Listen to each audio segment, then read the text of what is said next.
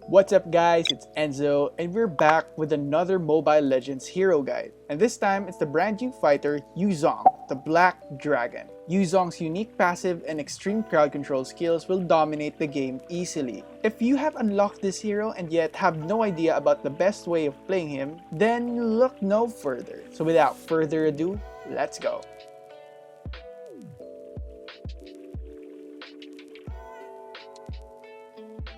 Let's first talk about the preparation. For the item build, this is a build that I mostly use. I personally recommend this build because of the additional sustainability the Bloodlust Axe gives and the raised HP regeneration the Oracle's passive provides that can make Zhong's passive stronger, which I will talk about later. For the emblem set, I use Killing Spree talent from the Assassin emblem so that Zhong can move more aggressive between team fights. The spells I use are Retribution to farm faster, Vengeance is also suitable for Zhong so he can last more inside a team fight. You can also use Flicker so you can escape or chase enemies. When it comes to Zhong, the first thing you need to remember that he has two passives, the Sha Residue and the Sha Essence. For us to easily understand, the Sha Residue is a mark that you put on the enemies. Whenever you deal damage to an enemy, whether a skill or a basic attack, there will be a mark on the enemy. And when you put up to 5 marks, it will deal damage to your enemy and will regenerate your HP. This is why you will notice every 5 marks, Zhong will regenerate. The other passive of Zhong is what you call the Sha Essence, which is energy. You will notice that every time he deals damage to an enemy, he receives white energy. When this energy reaches max, Zhong will increase his movement speed and will have additional 20% spell vamp. This means whenever you make this passive full, you can go for a team fight because your spell vamp will be greater. As you notice there, I always activate this skill so I can be able to fight back on a team fight. When it comes to Zhong's first skill, it has 2 damage when an enemy is closer to Zhong.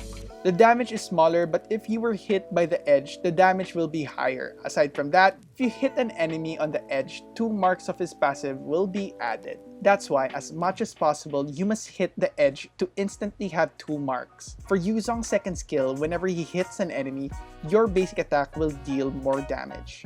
When you hit enemies with your second skill, more marks will be added on your next basic attack. As you can see here, because 4 enemies are hit, the next basic attack will also add 4 marks of his passive. This means if you hit more enemies with your second skill, you'll be able to put up 5 marks faster.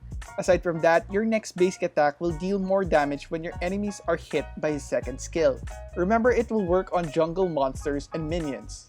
So if you want to deal more damage and fill in the marks faster, you must hit enemies with this skill. Zhong's third skill is a crowd control skill. Whenever you use it, and whoever is inside the area of the skill will be knocked up. And aside from the knock-up effect, you can also choose where to dash after this skill is used. Remember that it's important to make your third skill hit the enemies to be able to do a combo and put up marks faster. And now for Zhong's ultimate. When this skill is activated, it will turn you obviously into a dragon. When in dragon form, Zhong will be immune to crowd control skills and can also pass through walls. He will also stun enemies within his path and will also deal marks to the enemies. After the duration of the dragon form, all of his skills' radius and range will be increased. You can see here the difference right after when you use the ultimate. Remember that you can also exit his dragon form manually by pressing his ultimate again. Here are some tips I can give you to improve your gameplay. You must hit the third skill and before dashing out, you must do a basic attack, then press the first skill right after. Make sure you do all of these skills in this combo and hit an enemy. When playing Zhong, your main goal is to take advantage of his passives. Remember that Zhong greatly relies on his HP regeneration. Another thing that you must consider when you're in dragon form is that he's not tanky. He is still squishy and can't use his skills, but will still receive additional HP. That's why if you're going to use your ultimate and you go straight to the enemy, you must make sure that they won't be able to kill you. However, if you face an enemy Zhong, there will still be many ways to counter him. Since Zhong's strength primarily comes from his HP regeneration, you must use anti-regeneration items like Sea Halberd and Necklace of Durance. These 2 items can reduce Zhong's regeneration effect up to 50%. With these items, the HP regenerated by his passive skill will be less significant, as they may keep it on minimum. Another alternative, if you're not really into the idea of getting one of those items, is to use the tank hero Baksha, who possesses a passive skill with the same functionalities as those 2 items. Next is to subdue him with crowd-controlled heroes. One of Zhong's glaring weaknesses is that he's quite prone to crowd control effects. Therefore, if you want to hinder or even stop his movements altogether, you can use crowd control specialist heroes such as Nana, Franco, and other hard CC heroes. You still have to pay attention to certain aspects and don't bother to spam and waste your crowd control skills on Zhong when he transfers into a dragon, since he's immune to any crowd control in this form. So take note, you should always use your crowd control skills on him before or after he uses his ultimate. Aside from him being prone to crowd control effects, Zhong is quite vulnerable against heroes with huge burst damage since he has low defense stats, and can easily be killed pretty quickly when he receives constant burst damage.